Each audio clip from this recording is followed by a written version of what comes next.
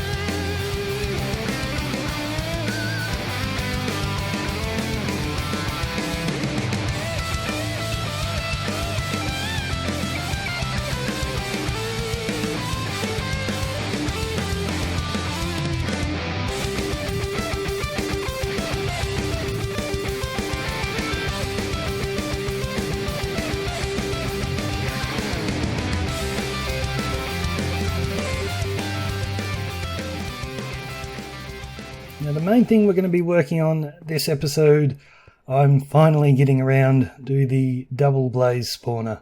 So they've been sitting there for quite a while with a sign in front saying Cortezerino's double blaze spawner, and I might have to grab a potion of fire resistance here. This is a very handy shulker box to have. In case I ever need a potion for one reason or another, and it's usually in the nether. So I've had them sitting there with the sign. I'm basically saying don't touch, I'm going to do something with this, and I haven't done anything with it, and it's been sitting there for weeks and weeks. So we're going to get to that. Now, if you watched a few of my episodes and I better actually drink the potion, might help. You'll know I like to do my own designs. But I did look at a few of the designs out there, and like, to tell you the truth, if I was a person who would do just do another person's design and I was happy with that, I'd probably go for snow crashes. That's just up my alley. A lot of powered rail, minecarts, that sort of thing. That's the kind of design I would go for.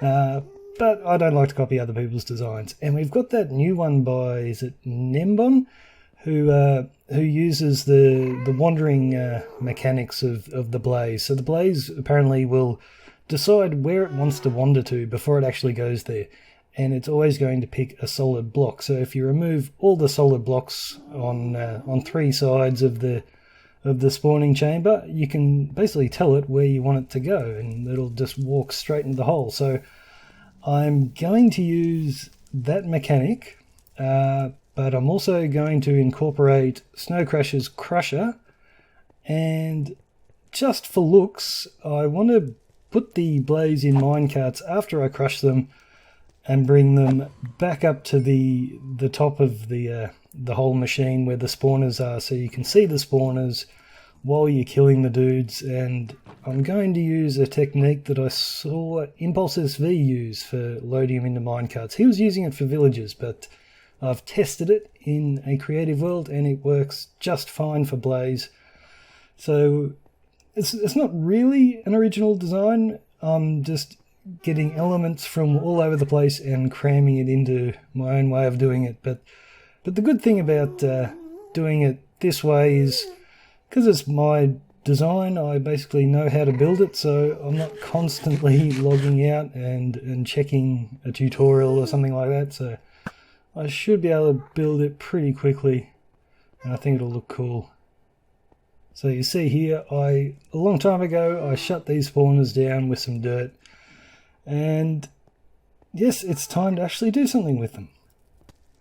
Alrighty, so I got myself a bunch of fire resistance potions and a bunch of signs, because I've decided I'm going to put one of those shut down things on this blaze spawner. So flick a lever, lava will pour out, and the light level will be so high that nothing will be able to spawn in there, just for when we're not using it. I wasn't going to do one of these, but I thought, oh well, why not? Won't be too hard.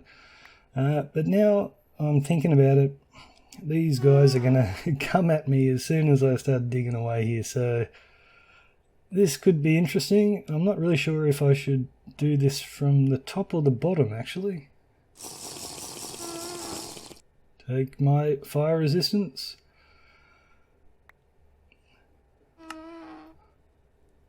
Oh, this is difficult. You know what? I just realized they are going to drop down here as soon as they start spawning, and because I've put the floor 6 blocks down from the spawner, that way when there are guys on the floor, the spawner won't see them anymore, so it'll keep spawning. So it's probably a bad idea for me to do it from down there, because they will just continue to spawn. So I might dig away from up the top here, that way I'll reach 4 dudes and that'll be it, hopefully. It won't keep spawning them on me. Unfortunately, I left a bit of a hole there, so the ones that are going down there are allowing a few extra guys to spawn, but it's not too bad. I seem to be getting through this relatively painlessly, and this is the idea I had. I've dug out the side on that side of the spawner, so I've got guys already spawned there. So hopefully now, if I leave that wall of dirt in between me and them, they will mind their own business on their side of the dirt and hopefully stay away from my side. I'm using arrows to kill them rather than the sword when they're near the spawner, just in case. I don't want to accidentally hit it with my sword. Like, I don't know what kind of damage I'll do. Probably nothing. I'd need the pick to break it, but you never know. I've got sweeping edge on my sword now, so yeah, that's a bit close for my liking. Back to the bow. I should test that actually, how many shots with a fully enchanted sweeping edge sword would it take to break a spawner? Probably none. It'd probably take a lot, so I might not even be able to break it with the cooldown of the sword strokes, but why risk it? Okay, that's one done. I've just got to clear some dirt out. I'll go down the bottom for that. When did my fire resistance wear off? That could have been bad. So I shut down the spawner with dirt, if you didn't know already, just so I can clear it with a shovel, rather than if I'd shut it down with netherrack, I'd be clearing it with a pick. And if I accidentally got too close to the spawn with that pick, it would not take much at all to destroy it, especially with an efficiency 5 pick, so the shovel is a lot safer. I'm immune to the fire, guys, but it is really annoying. I can't see what I'm doing. So I'm just doing this trick again, making a little bay for them to spawn into on one side, and then I'll go to the other side and clear out the rest. I won't bother sort of trying to trap them on that other side. I think I'll be fine. I'm tough. So these signs will just hold the lava up in place here, so it'll spread out around the spawner, and that'll have enough light that nothing will spawn. And I think you can do it without the signs, just let the lava drop down, but I like the idea of when you flick the lever to turn the lava off, it'll turn off a lot quicker. God, I can't get up this ladder. It'll turn off a lot quicker. If I had it dropping all the way to the bottom here, it would take a long... Whoa, that was dangerous. Like, if I had it going all the way to the bottom, then you flick it off and you've got to wait and wait and wait for it to all disappear. So this will be quicker. It has less distance for it to drop down, so less time for it to disappear once you turn it off. And my fire resistance has worn off again. I'm glad I had the backup potion. Okay, so I've just got to test my switch for the lava. I'm using observer blocks here. Like, I keep forgetting that observer blocks are in the game, and I'm like, I've got to remind myself, hey, they're good for something. So I'm using them to turn my lever into a button. So when I flick the lever, that starts the mine carts and starts my crusher, which I'll show you through all of that pretty soon. It'll also just flick those dispensers once, but I've got it turning on at the moment while everything else is turning on. I've got to reverse that, so I'll break these observer blocks and place them down again, and it's boring. We'll come back to it when it's working. So now when it's off, the lava's on, and when the my XP farm's running, the lava's off. And these guys are angry.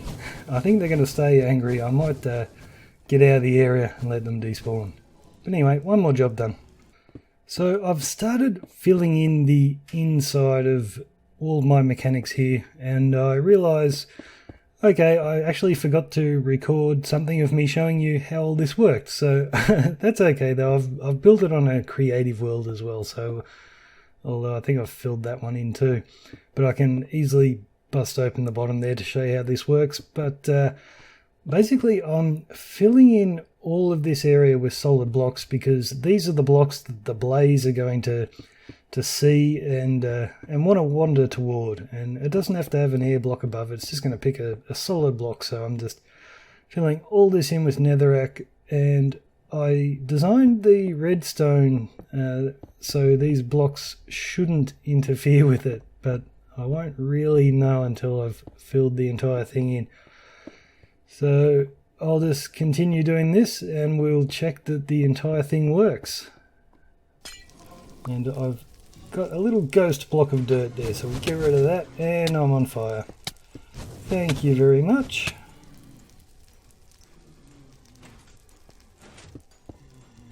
Fix that up. So you can hear I've got it running. I've made them a little bit angry, so that might be a problem, but we'll just wait and see. Yep, they're wandering toward me here. I've cleared out a whole lot of room, like all around these places. I've cleared out all the netherrack, which I'll show you in a little bit, just so all they see is the blocks that I'm standing right on top of at the moment. And yeah, they're just wandering over to this corner where I've got a little hole, and they're falling down, getting crushed by Snow Crasher's crusher. And the minecarts, if we might see a minecart in the bottom left hand corner there, pick one up in a moment. I can hear the crusher getting one. Yep, I think I just saw one go up in the minecart. Yep, there he is. So it's quite a neat little delivery system. I'm not sure if it'll actually keep up with the blaze spawns though, because the minecart's got a way to travel when it brings them up. So I should time that to see how long it takes for 3 or 4 of them to appear up here versus how often they're spawning. But it's working, and once I get a few more blaze built up there, this should pick one up with every minecart. There's the minecart with a little blaze in him, and he just drops straight down and goes down there to pick up another one, and they're all pre-crushed. So I think it looks pretty cool. I like this setup rather than just like standing up here to get them spawning and then going all the way down the bottom to kill them. I think it's pretty cool to be able to see the spawners, see everything going on, and just have them popping up here. Even like, I think it'd be a lot faster if I was down the bottom. I could have more than one crusher going, but this works. Alrighty, no need to get onto my creative world to show you around a bit. Got myself a camera account, so there's Cortezerino, the good looking fellow over there, just AFKing. I've just started this up, so we've only just got a few blaze spawning, but we can see a little bit of what I've done here. So this is mostly Nembon's design. I'll put a a link to his tutorial in the description, and these are snow crushers, so I'll also link them so you can have a look. So basically I've got this whole section in the middle here full of solid blocks, apart from my little bit of redstone travelling in the middle. It's mostly solid blocks, so the blaze are getting attracted to them, and I had to clear out all of this area so it's just out of range of the blaze, and I half slabbed this. I don't know if I needed to, but I did it just for fun. So all these blaze sitting on this floor level here are only picking up on these blocks in the centre, and for 7 blocks below that floor and for 7 blocks above and more than 10 out on each side, I've cleared out everything. And it was a lot easier to do on this side because there was pretty much nothing there anyway, so just a little bit of clearing work to do there.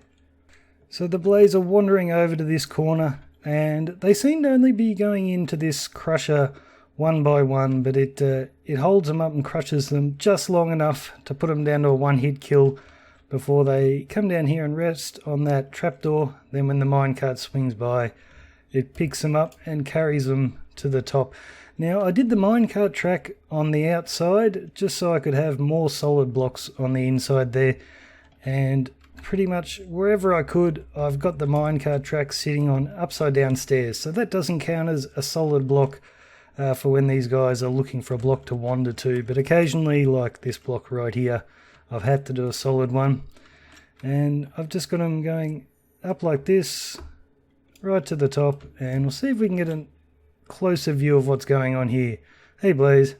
So they'll come up here, they'll hit that are they the activator rails? I always forget the names of the rails. That pops them out of the minecart, and I'm sitting in glass here. You can actually see the glass. There it is. So they pop onto this solid block here right beside the track, and the minecart, when it runs over this little pressure plate bit of rail, it makes this piston push, and that just helps them come out here into this holding cell, waiting for Cortezerino here to kill them all.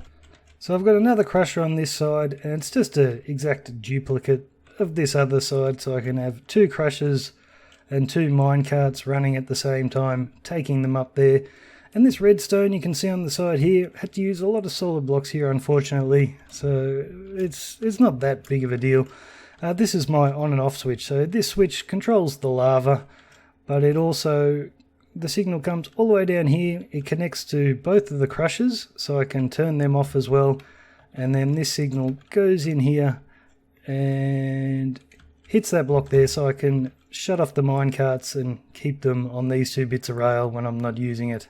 So we'll probably leave it there for this episode, guys. It's quite a freaky experience with the camera account hovering around in spectator mode, but it does give you a bit of an idea of what's going on. So like, it's a big build this, but when you look here, there's really not all that much to it. It's more just clearing out all the blocks around, and it's got a large footprint, but it's really not that complicated to build.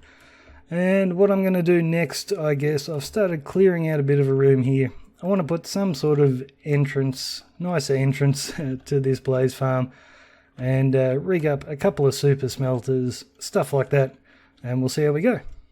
So thanks for watching, guys. I have a lot of work to do making this place look pretty. I'd wave if I could, but I'm kind of incapacitated. So cheers from me, I'm Cortezerino. See you later.